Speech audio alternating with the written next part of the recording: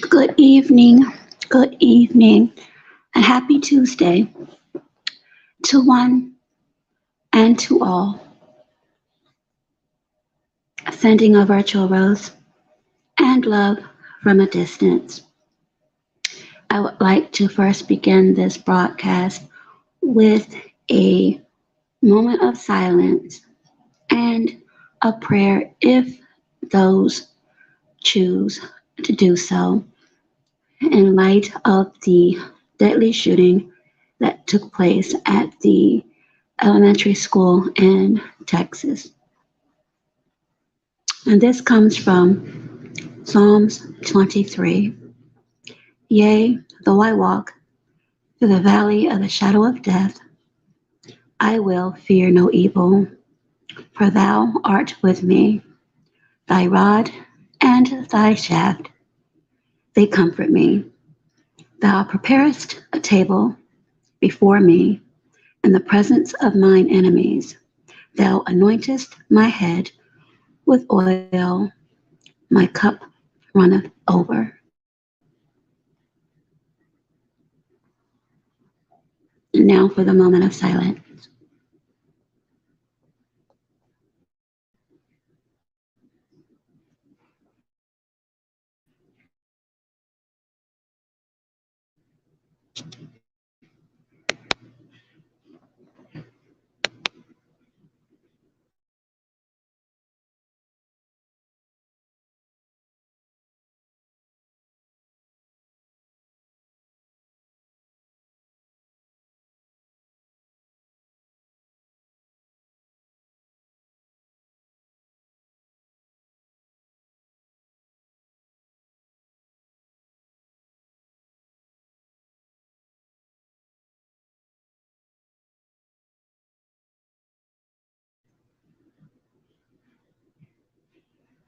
Okay, as my intro stated, this will be an open panel for any that may choose to come and speak on the topic, which is the elephant in the room. And those who choose to come in, I would appreciate if you would drop a purple heart in the comment section in recognition of Lupus Awareness Month. Purple is associated with those fighting lupus and to commemorate the memory of those lost in that fight. So let's get to the topic, the elephant in the room. The elephant in the room is a colloquialism of uncomfortable and uneasy topics. However, these need to be discussed not only to gain perspective, understanding, but with the hopes of coming up with viable solutions for all. There is, and I need to be positive, but I believe there is a publication that I was started. Let me just look this up so I make sure that I am accurate. I know the name of it, but I want to be sure of the actual origin.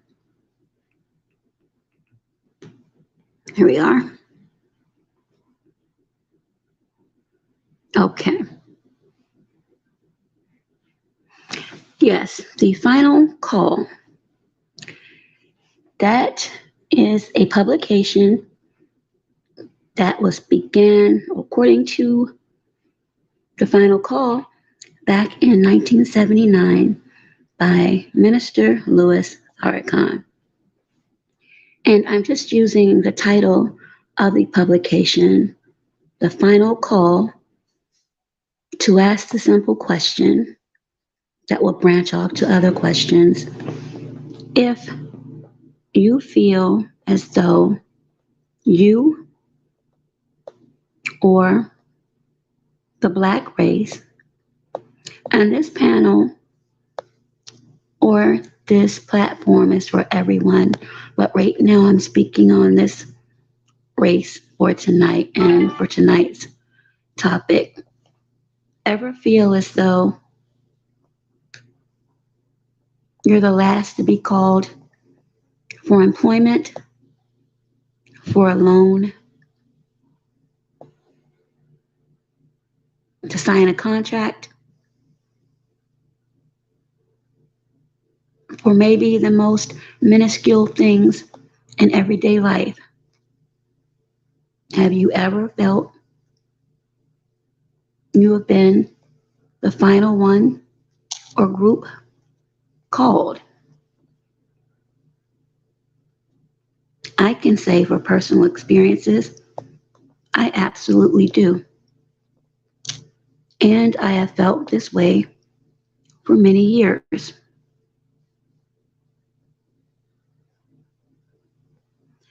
And I'm not really sure where that began and how often it happens, but I know I am not the only one that feels this way. So I would like to have a conversation if anyone else would like to share. Now, coming up, I noticed plenty of opportunities that appear to have been given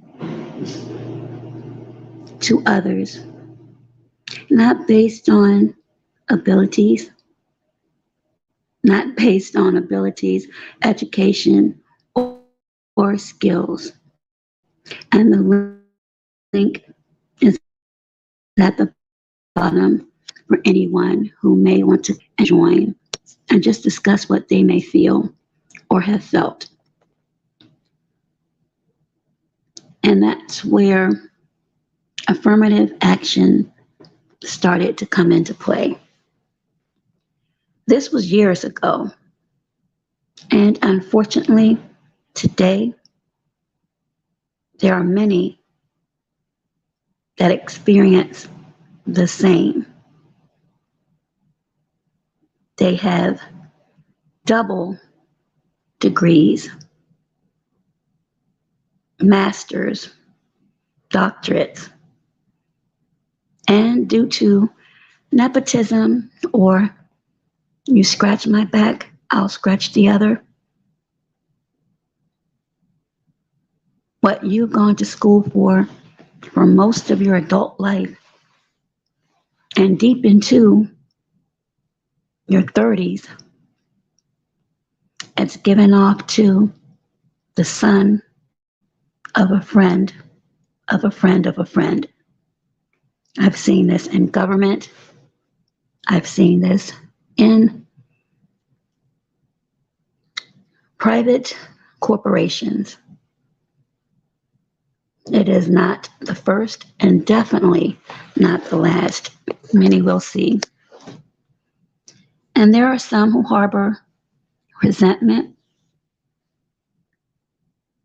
anger, perhaps wasted time with loans applied for and received, and that they're still paying back because they have not been afforded the opportunities that they've worked hard for, just to see those opportunities given to others who have not put in the work, nor have the education and skills to complete the job. We have seen in the last year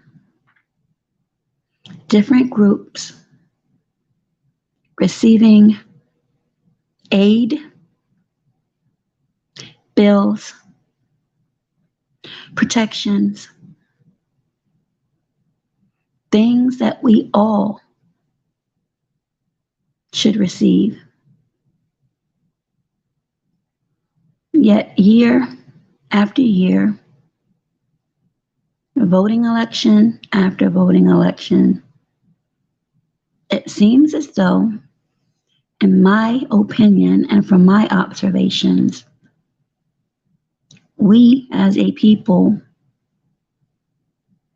let me reiterate, I said it is my opinion that we as a people, meaning Black people, are always at the short end of the stick and the final called, if called at all, to receive any benefits.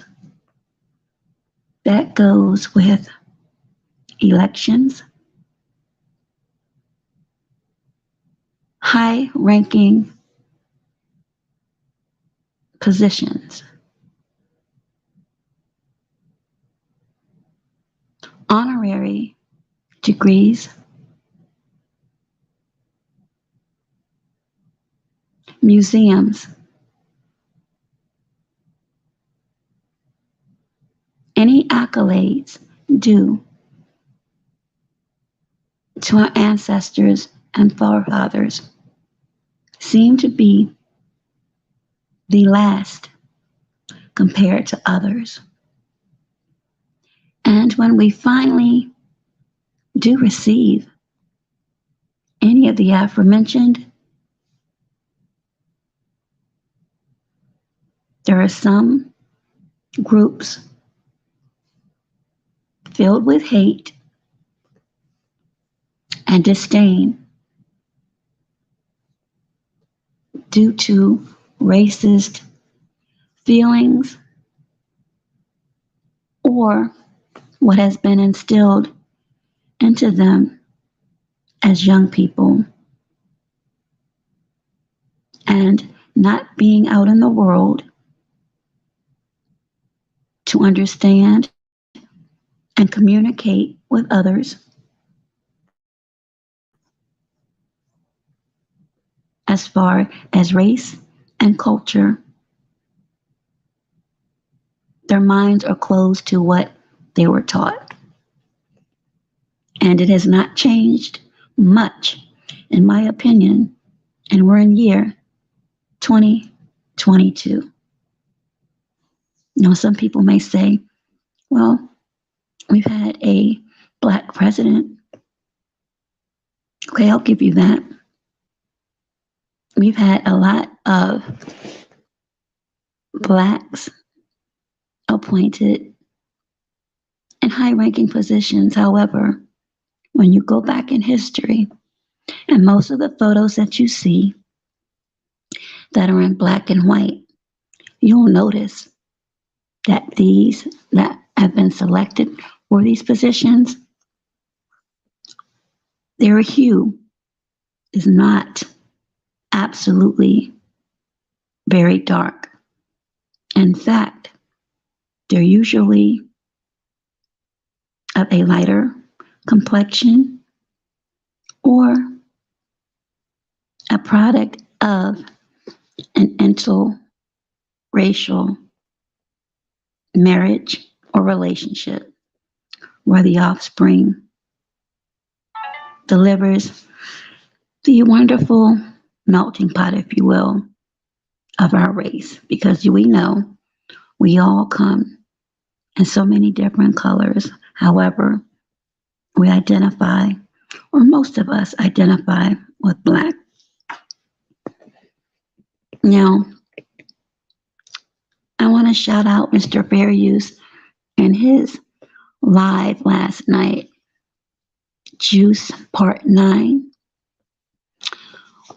where towards the latter part of the video, there was a topic on Black content creators who have followers, maybe trolls, that come into their chat rooms and seemingly appear to taunt and hurl what many may deem as racist remarks against not only Black men, but Black women. And these Black content creators appear to give them a pass. So my question, which is under the umbrella of the elephant in the room, is how many content creators out there are willing to sell their souls and allow blatant disrespect to your own race for profit, or to be catapulted as number one. How much is status worth to you? Are you wrong, or are people wrong in referring to those Black content creators who do this as coons? Buck dancing, step it and fetch it. Because it's clear to me that many platforms have a consortium, a wide variety of followers, and they offer different perspectives, but rarely the ones that I've listened to and actually subscribed to have made blatant what I deem as racist remarks. There's one content creator that was highlighted last evening. He's not the only one. OnlyFans Tam, I believe, from my observations, may have been the largest who not only incited, but welcomed and added his own to put down those of his same race. And I wonder, was that true feelings or profit? So, again, the question is, are you selling your souls for the bag to be named number one, to be named the king or the best? I heard a particular content creator tonight who spoke on self-talk. And I'm sure many in this sector has heard of self-talk and the controversy as it surrounds KB and many others followers. The content creator's name is Ice Cream Vlogs. And what interested me was in the beginning of his video was how he came from that side. So as I listened and let that absorb that side, he mentioned other content creators, and they were all Black or identify on YouTube as Black. But I found it a little offensive that he actually said he came from that side. And then he went further to say that he's made, meaning self talk has made videos about him being ice cream blogs. Good evening, Deron B. Thank you for the Purple Heart. How are you doing this afternoon or evening? The link is there if you want to speak. If not, that's not a problem. But he went on to say he didn't understand why self-talk, who once talked about the other side, meaning, or I took it as to mean the black sector of YouTube. This is troubling because YouTube is YouTube, not your tube, not their tube, but YouTube, a platform for everyone, for every genre, for every race, for every culture. So to hear a content creator who was obviously Caucasian say that is just added proof that what some of our own content creators are helping to do, which is divide. Everyone is entitled to an opinion. I just don't understand how, as black men, and you hear so many of them, and as my title said, this is the elephant in the room, and some of the things I may say may be offensive, and I do not intend for them to be, but these are my opinions from the observations I myself have seen personally. If it does not apply, let it fly. But those from the Hotep community, you'll hear them queen this, queen that, queen the other. Sometimes I question the sincerity of that because some of the same people, their actions and behaviors state something else.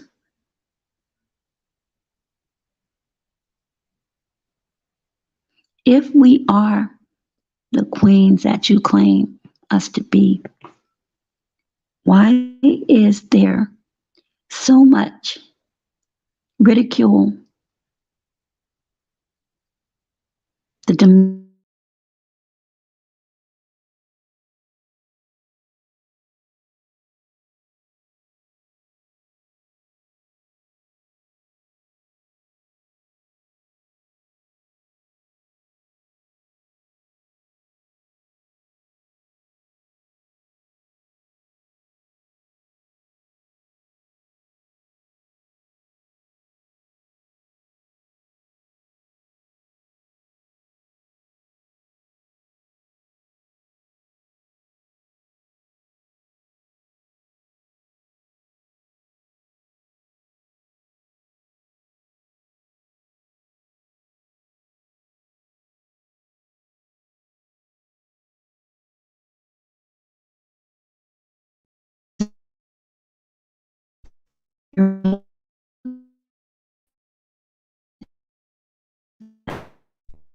at the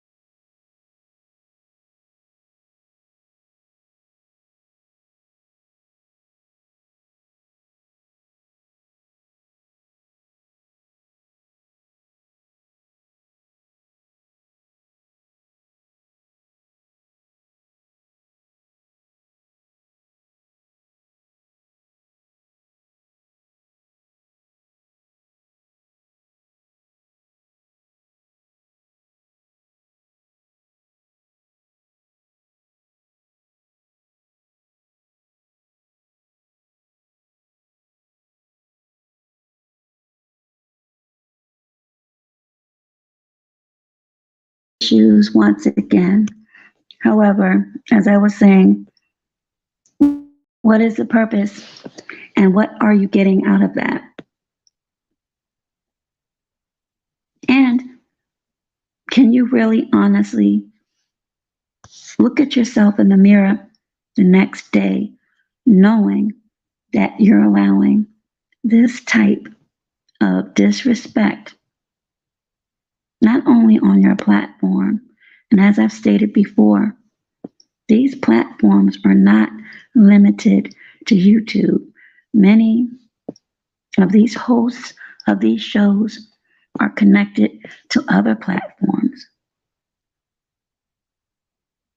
And it just makes, in my opinion, these that hold these beliefs stronger in numbers, and it gives them the wrong impression or idea or green light that it is okay for them to make disparaging remarks that they know that throughout the years have been deemed racist, yet they continue. But they have no problems jumping onto other Black content creators' platforms and doing the same thing, tearing down, not uplifting, or just simply defending your own race.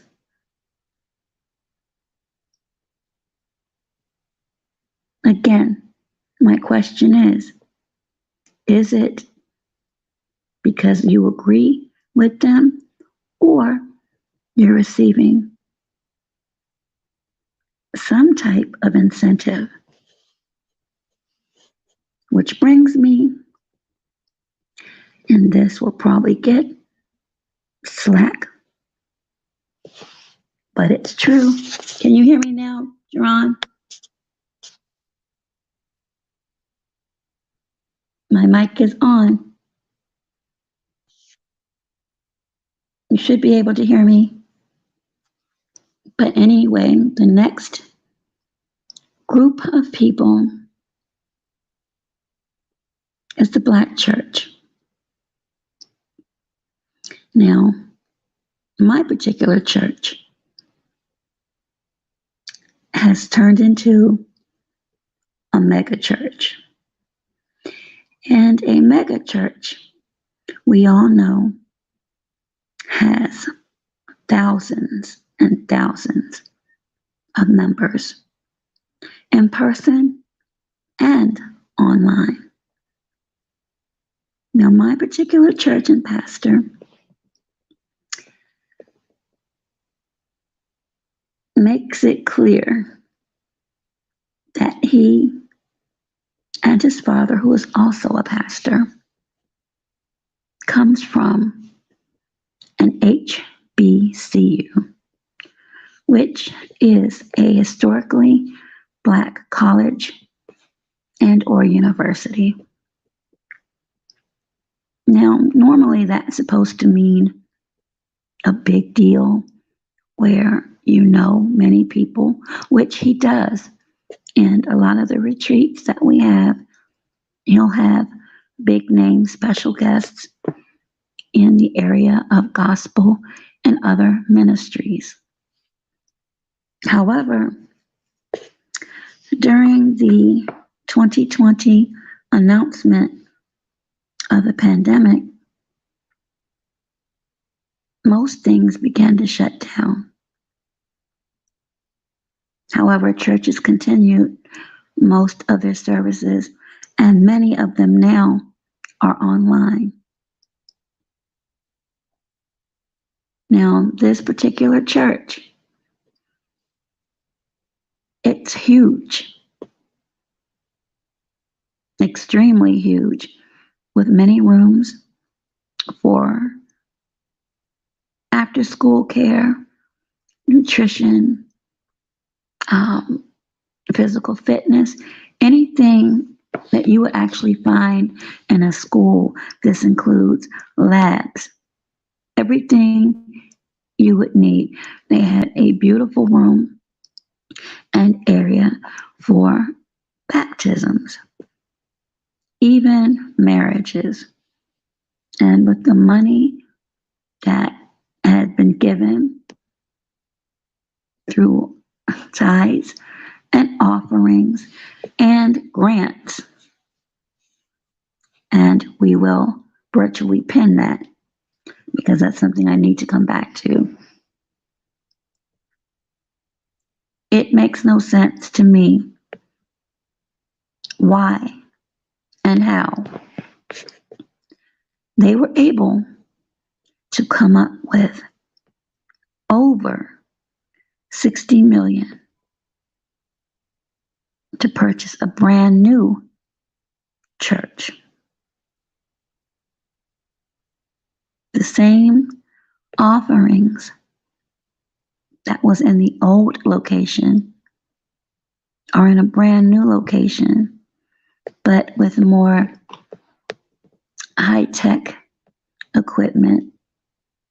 And to me, the purpose of going to the church is to hear the word and to fellowship. All of bells and whistles, they look nice, but those are taxpayer dollars, which they write off. And the interesting thing about this pastor and church, and it was in one of my lives late last year.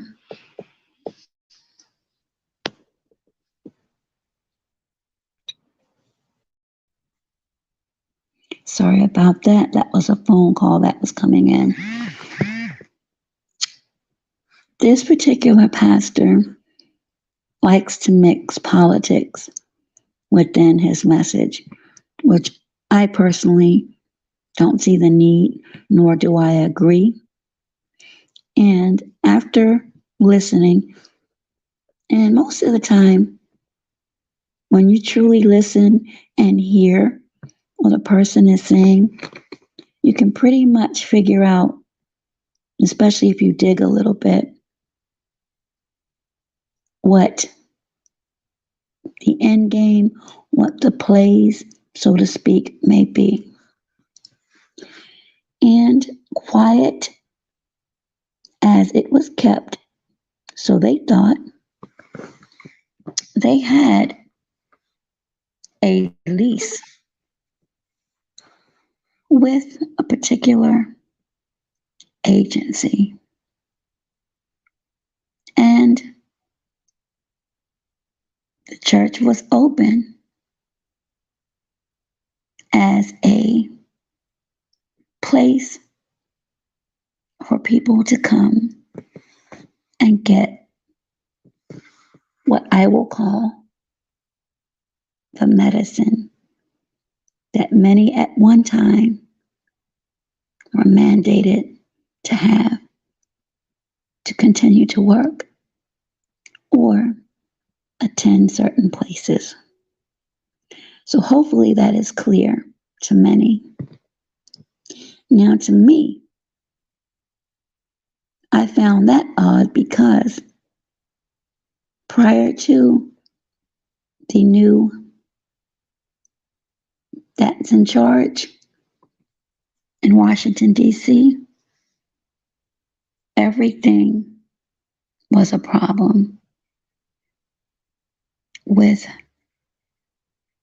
the one with the orange color hair. Nothing he did or said was right. But he was a Republican.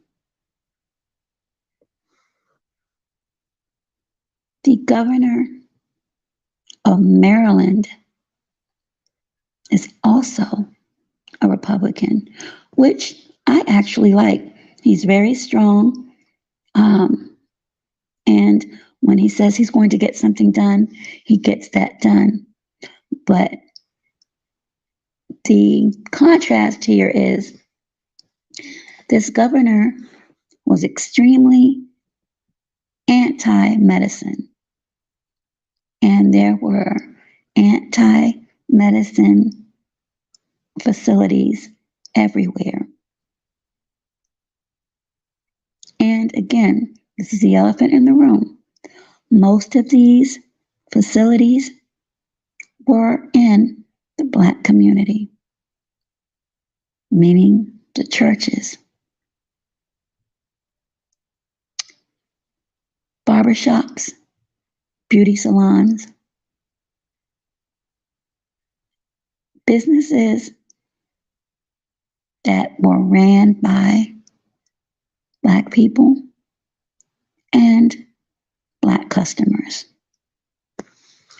I know one specifically who received an incentive to open and have that place of business as one of the mass places to go to receive, at that time, what was a mandated medicine. Now that many have fought for these mandates, you don't see many, or they're not enforced. Unfortunately, prior to many coming out to fight that, many had already either retired, resigned, or lost their positions. And many aren't speaking about those unfortunate people and their families. Thus, the PPP loans, the CARE Act, and EIDL, which again, many of us were the last to receive, if any did. And the way that was structured, after I researched it, to me, with many government programs, you really have to read the fine print and what's expected. And I believe by the many of people that have been and continue to be prosecuted as a result of how these loans were obtained and used, I just believe there are things and programs that are set out there for a community to fail and to fall into a trap. The same thing with Hurricane Katrina, which I want to say was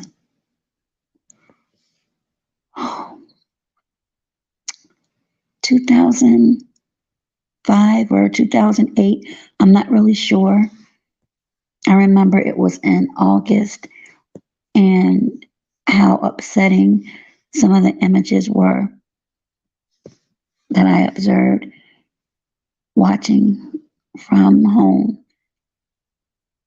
because most of the stations played many people just losing everything that they worked for, and how long it took for so many to get relief. The horrible images of those that passed away, that succumbed from the extreme heat, those that were unable to obtain their needed medications. Just again, those being included in the final call to receive help, the basics. And then when help did come in the form of cards, and I'm not sure now of the amounts that were put on these cards, to help. Some of us use those monies for bags and furs. And I don't believe the stipend placed on those cards were enough for authentic furs.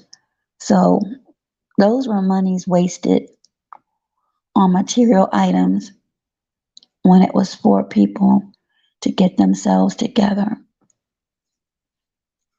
So this correlation shows that even though there are some of us that want to see us do better, and as a people, when there are catastrophic emergencies, help one another to help themselves. These handouts are not it. And when you allow others to basically state that a particular group is there for a handout and won't work because they're used to being taken care of, you're adding to that myth because everyone does not sit and wait for something to fall in their laps. We go out, we work. Many of us have to work 3 to 4 times harder just to get the same pay and promotions as other groups. And again, in my opinion and observations from my own experiences in the working world, many of us have been the final called. So I say to you, content creators in the Black community, you need to take a good view from the lens of critical thinking and observation of what you are helping to perpetuate. As I mentioned earlier, the YouTube vlogger, Ice Cream Vlogs, as he spoke on self-talk and him leaving one side to come to what he implied, in my opinion, his side. There should not be sides on a social media platform.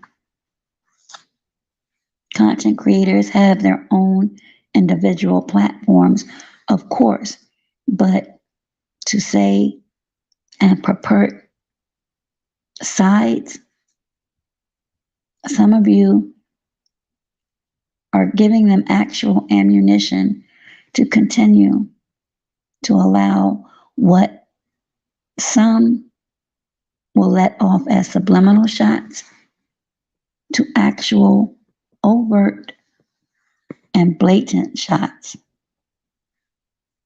that are hurting many and hurting, I mean, having us divided, not trusting one another because we're too much in that barrel of crabs and will not extend a sincere hand to come out of that barrel. There's absolutely no problems in standing on others' shoulders until you get into your position where you want, and then you'll go off, forgetting whose shoulders you stood upon to get in that position.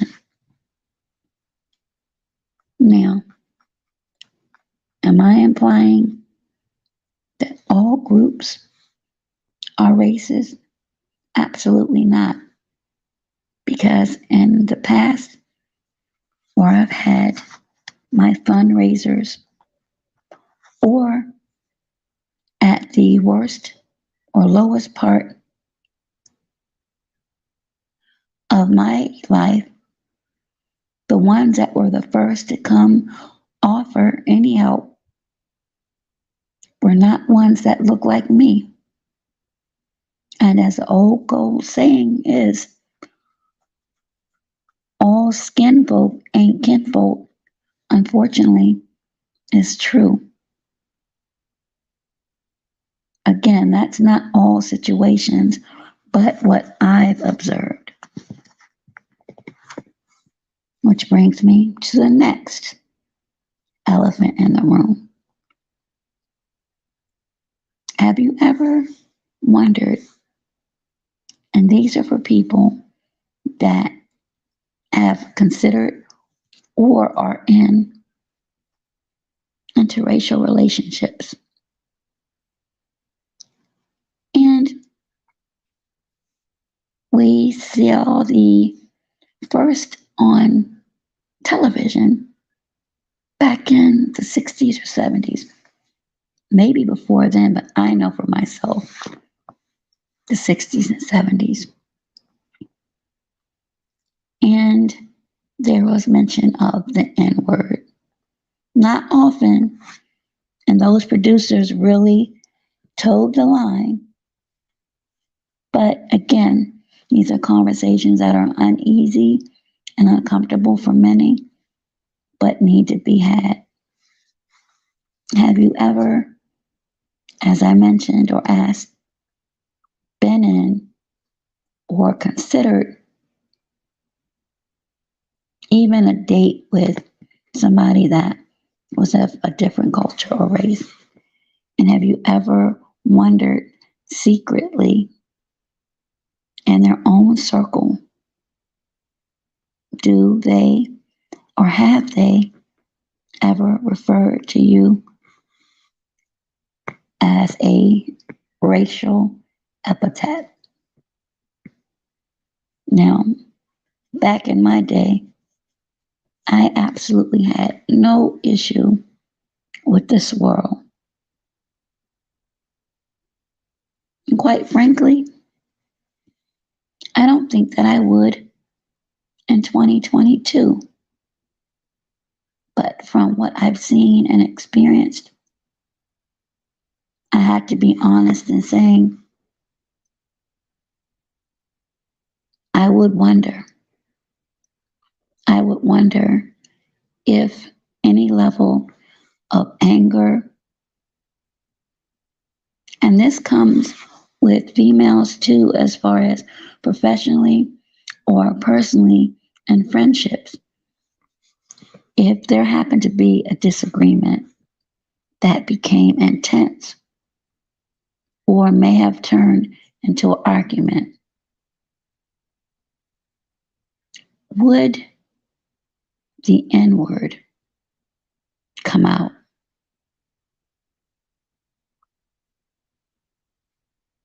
Or would the person stop themselves before it came out?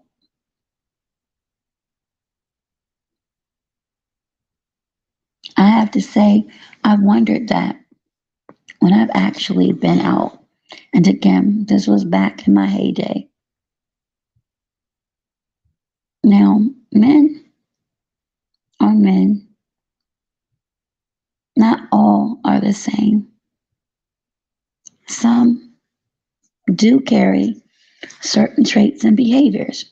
In my opinion, from my experiences, there are some that believe in chivalry and courting where they open the doors, close the doors, carry your bags, or ensure that you're walking on the proper side of the street, etc., etc., where some do not.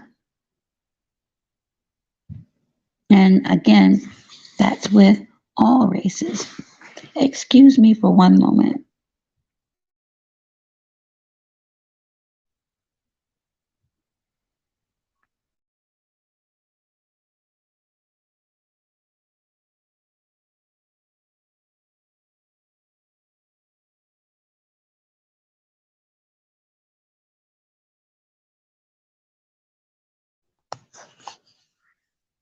Okay, sorry about that.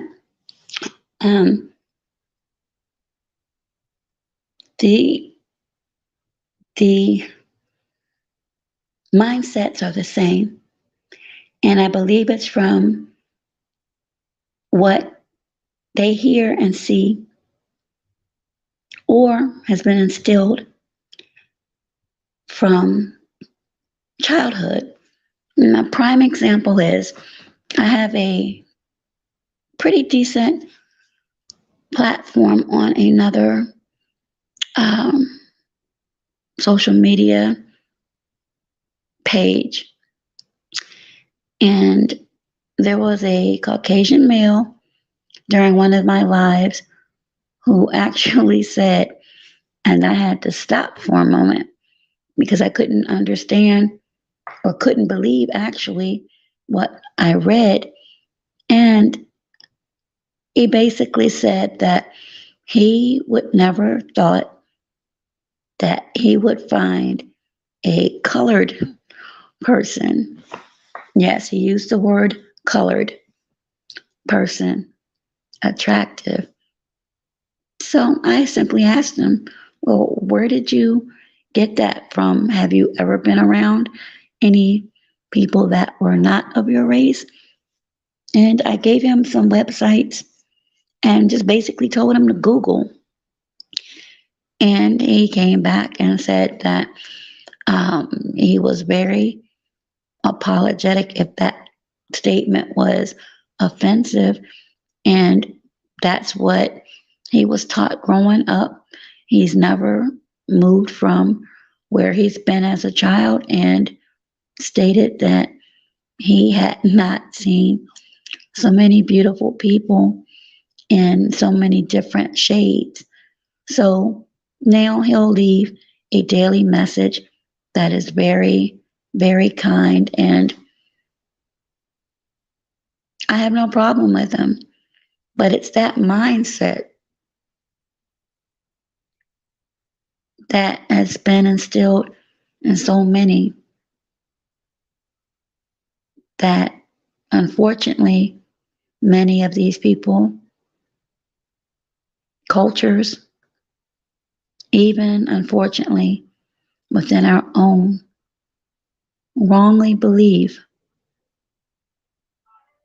that we are the same, that we deserve the leftovers. We aren't good enough to be in first class, to get high end merchandise, to be offered positions that break the glass ceiling. None of those. And when we have these platforms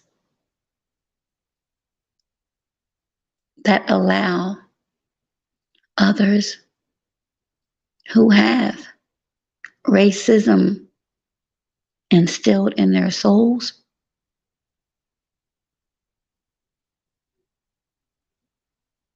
to blatantly disrespect both Black women and men, is sending a very dangerous message They're sending the message that it's okay to call names, make inaccurate statements,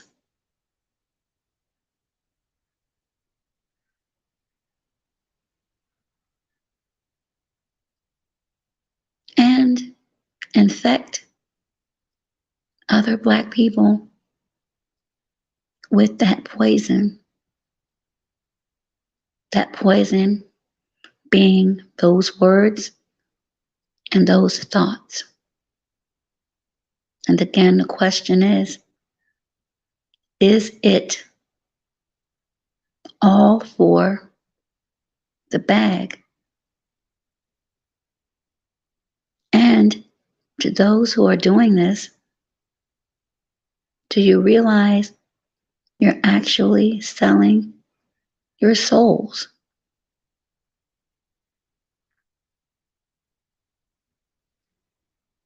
There are many,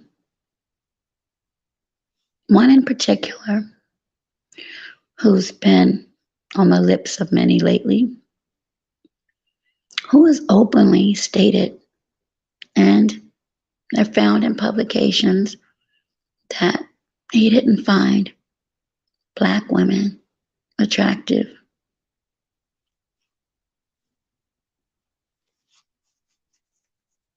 Yet, he, like many others,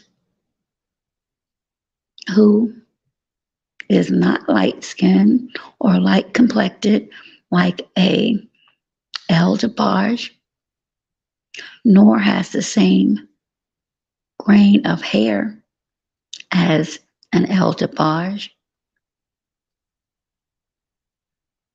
would make a statement like that. And that particular gentleman and others like him happen to have children that are of a darker hue. And I wonder if they ever think of the message they may be sending to them, or how, if their children, especially the women or the little girls that will grow up to be women, how that might affect them.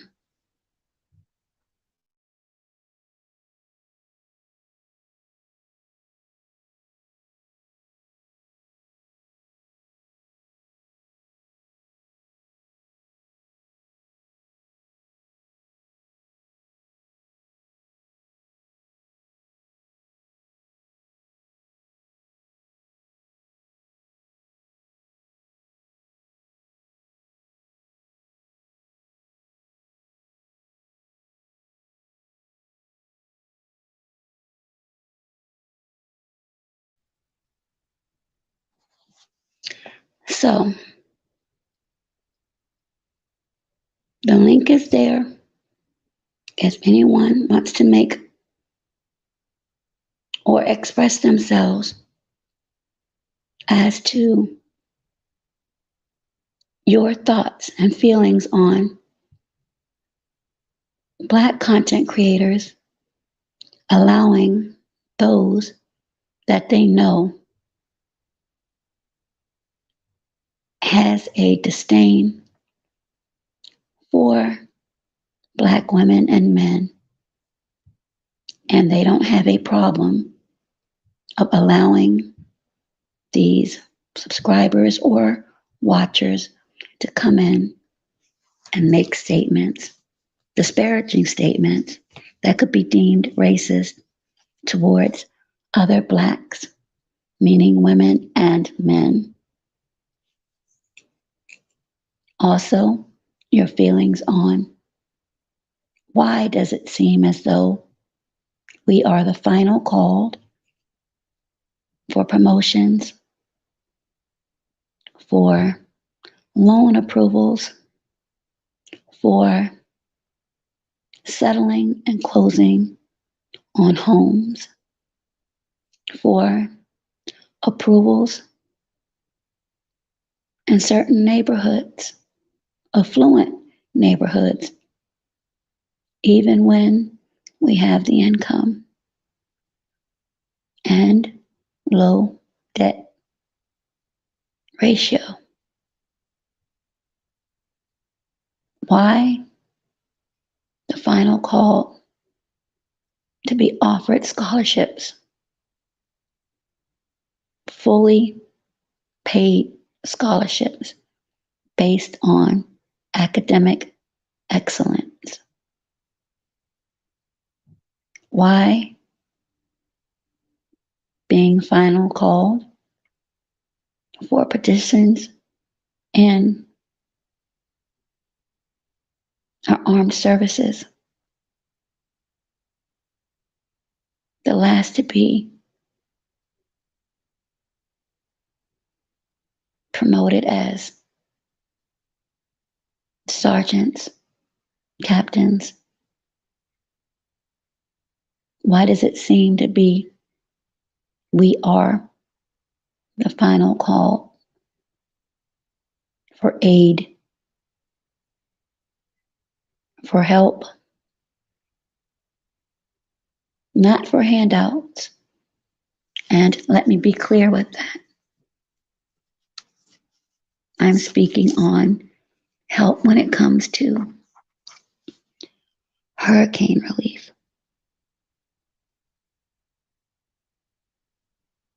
catastrophic weather occurrences relief,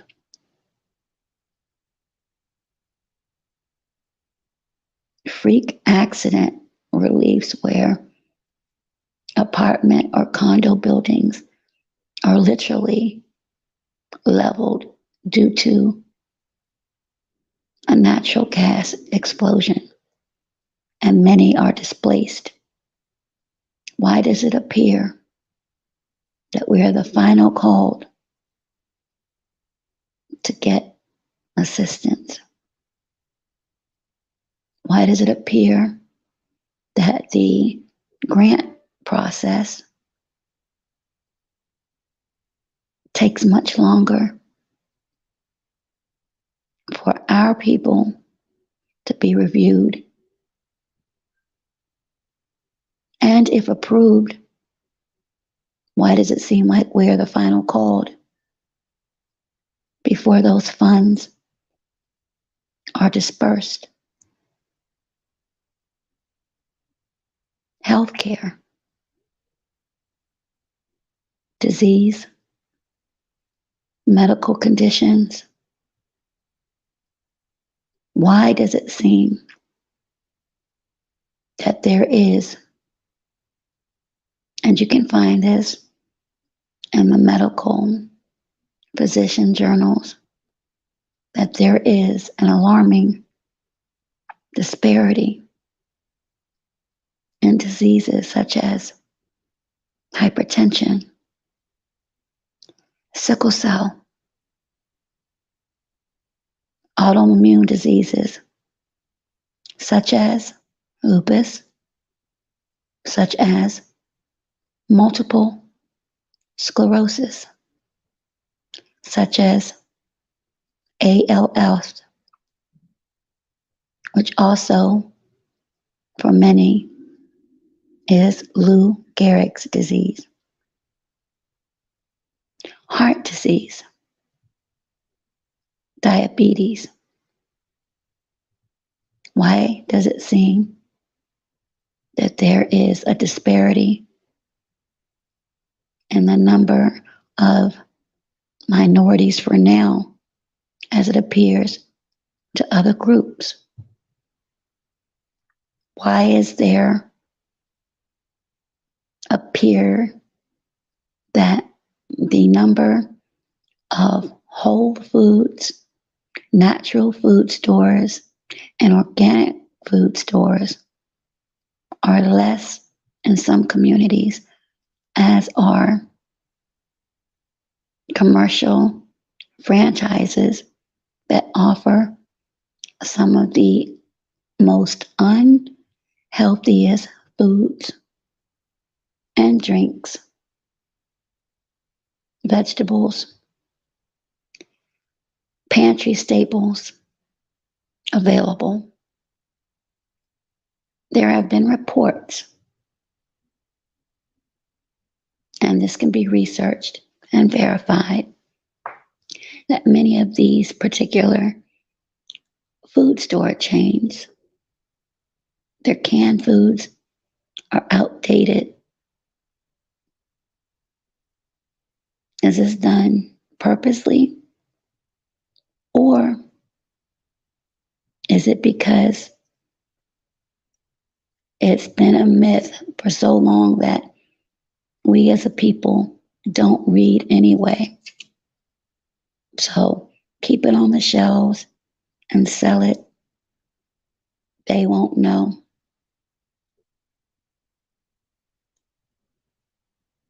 There are many stores that I will go in just to check certain labels.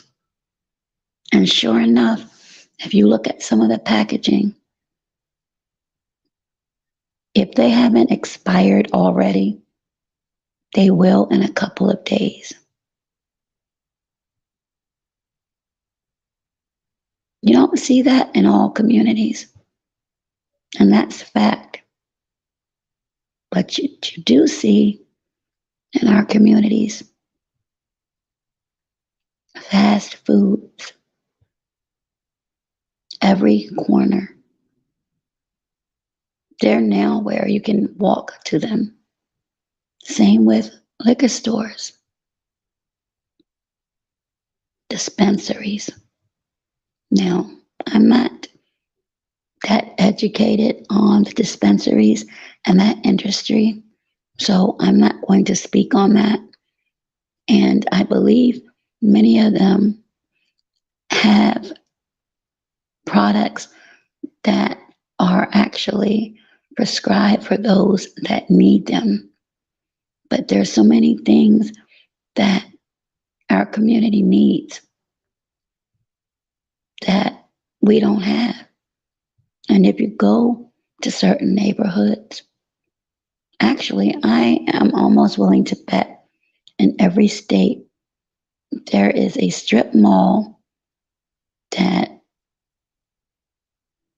has 3 to 4 different outlets run by different cultures, but none of them are the Black community. Despite going to business school, despite getting degrees to run a business, I don't see many strip malls that all of the stores are managed or owned by Black people. So again, my question is, why are we the final called to open, to successfully manage healthy, safe businesses for our communities to flourish and grow, and to leave behind for our families to take on in memory of our legacy and the work that we've done? When will bills be placed on the table and signed to protect our children, our adults, our seniors, and those who are most vulnerable?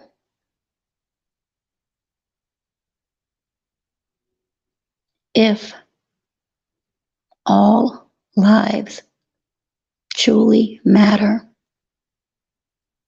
why are we in my opinion, the final called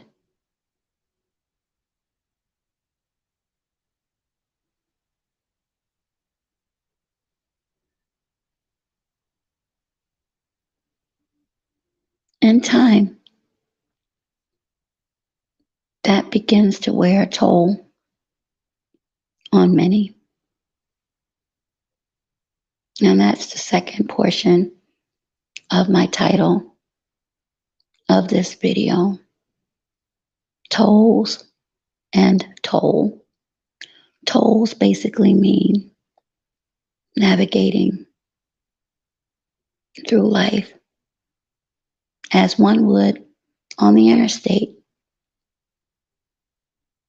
You've already mapped your destination, and your GPS states there are only a few tolls.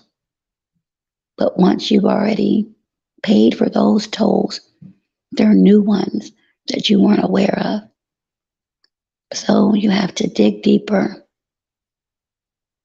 into your finances to pay for those to get to your destination. And after you've done this and realize how much is taken out of you,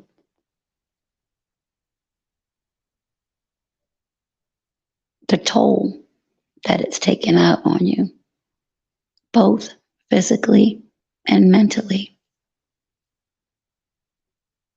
many will bring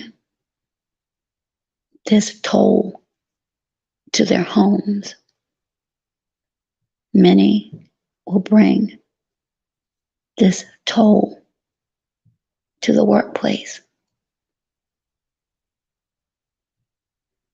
Many won't speak on the toll that these final calls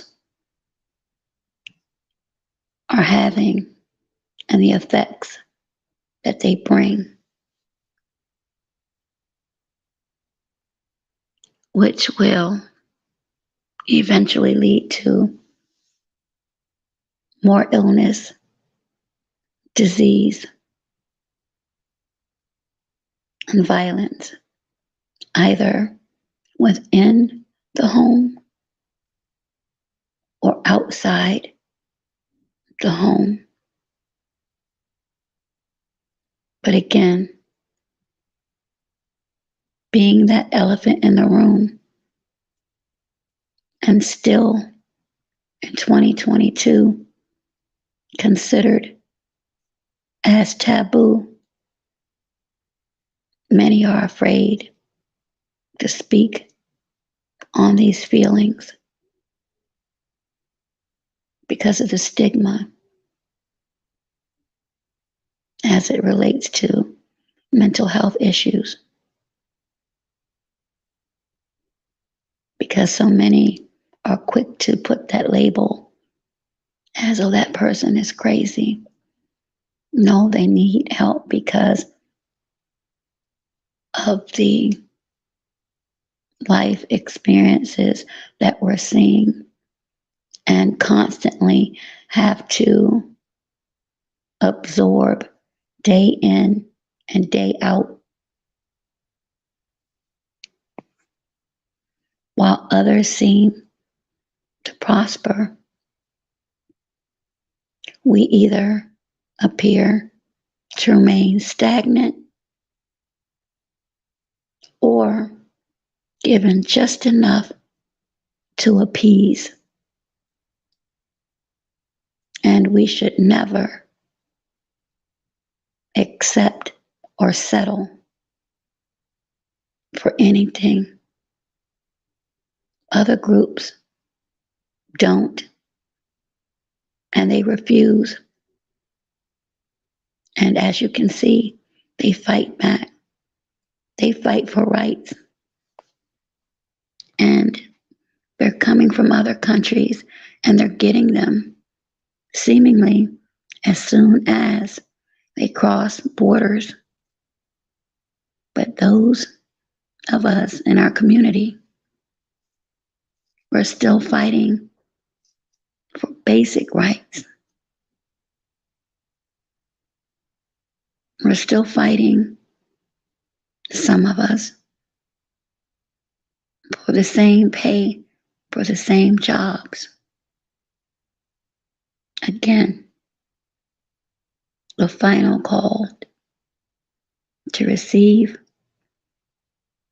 what appears that every other culture has received, or bills are being enacted for them to receive. And each year, each season, when the polls open, we rally, we talk, we strategize, and despite who we choose, who we select, when we either mail in our choices or go behind a booth and make our selections, when the race is over and the selections are made, my opinion and observations, we are still final to be called to receive rights, better health care, better choices for healthier foods, education, and resources.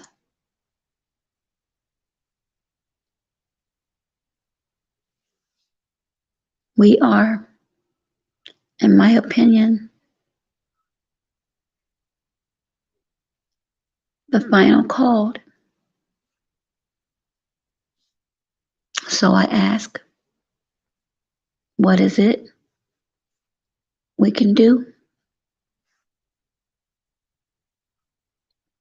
Is there anything we can do?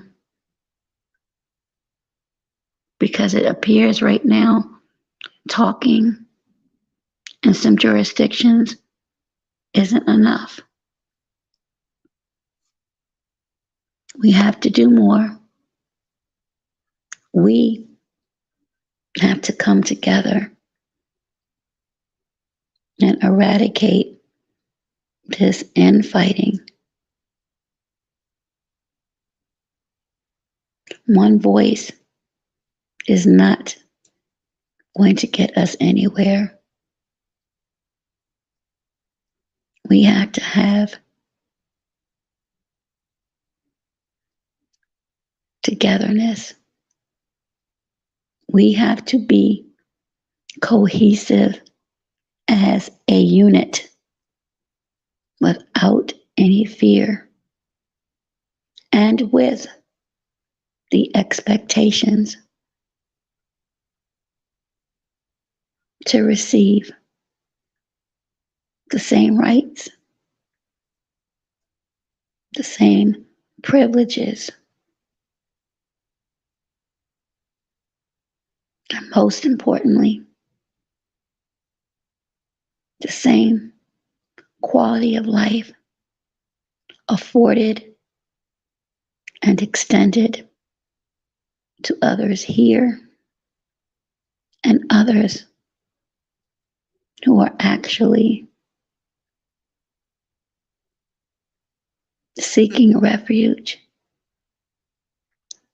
from their torn countries.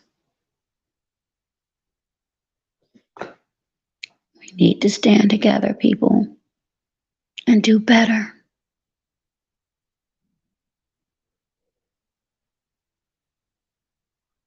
hopefully this commentary will open up a line of communication, or at least provoke thought as we head on into halfway through another year. And just to shoot 4 months, a few, very few short months, as these months, as you can see, are flying by. We will be entering 2023. And from my vantage point, we cannot afford to go into yet another year of being the final called. Thank you for those who have come in. Please like, subscribe, and share if you enjoyed this commentary, or leave your comments, because I'd be interested in your perspective, or to those who might agree or disagree. We all have that right. But these are things that so many of us are afraid, or maybe not afraid, but are uncomfortable in speaking of, because maybe they're not affected, or maybe if they speak on them because they are employed by maybe someone of another race or culture, that their position may be in jeopardy. That's another problem. We should be able to express ourselves honestly in what we feel is unfair treatment and a disparity, without fear of backlash that can jeopardize our livelihood. So with that, again, prayers to the families of those affected in Texas today with the shooting, and prayers to all of those who have been affected by violence here and abroad. Good night, and thank you for those who did come by, and to those who may listen to the replay. Have a good night.